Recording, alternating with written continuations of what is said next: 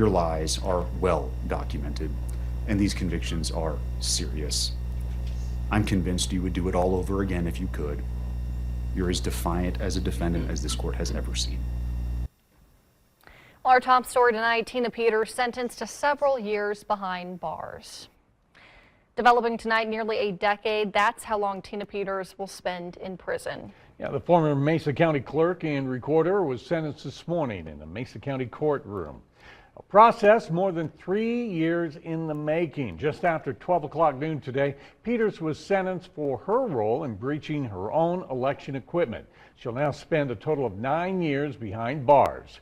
This morning, the judge in the case did not mince words when it came to justifying the sentence he handed down. He called Peters, quote, privileged and a charlatan. And she said, quote, never took her role as a clerk and recorder seriously. There are many things in my mind that are crystal clear about this case. You are no hero, you abused your position, and you're a charlatan who used and is still using your prior position in office to peddle a snake oil that's been proven to be junk time and time again. In your world, it's all about you. But at bottom, this case was about your corrupt conduct and how no one is above the law. No one in this country has absolute power. The judge also said, quote, at the end of the day, you cared about the Jets, the podcast, and the fame. And here's a breakdown of the sentencing on counts 1 and 4. Peters was sentenced to 3.5 years time served concurrently. Count 2 was also 3.5 years. Count 6, she was sentenced to 15 months. Count 8, Peters was sentenced to 120 days. As far as count 9 and 10, she'll serve 6 months in the Mesa County Jail before heading to a correctional facility to finish out the remainder of her 8.5 years. Our reporter Ivana Olivas was there during the entire process. She spoke with folks on both sides of the Peters controversy and has more. Every seat inside the courtroom of the Mesa County Justice Center was filled this morning as Tina Peters received her sentencing. For a total of 9 years of incarceration. Prosecutor on the case, District Attorney Dan Rubinstein, tells us 9 years is a fair sentence from the judge.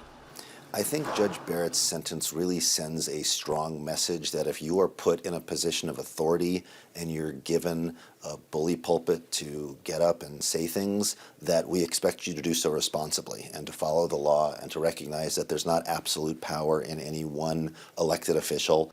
Mesa County Commissioner Cody Davis also spoke, telling the court that Peters cost taxpayers quite a bit of money. This includes staffing issues at the clerk and recorder's office, extra staffing hours at the district attorney's office, and Peters' 16-month salary while she was under investigation. And he estimated the out-of-pocket cost to the county at about $1.4 million.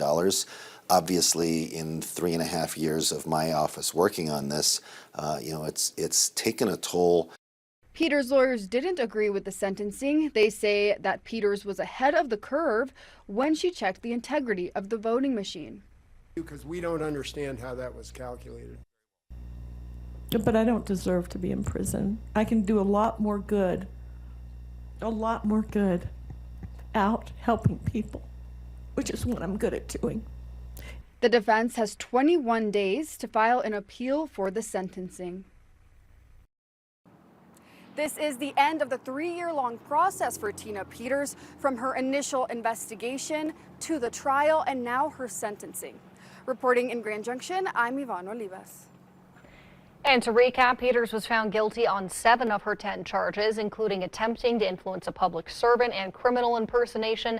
Mesa County Commissioner Cody Davis spoke at the sentencing, detailing the financial burden of the trial on taxpayers, a whopping $1.4 million. We also attempted to speak with Peters' defense attorneys after the sentencing. They had no comment.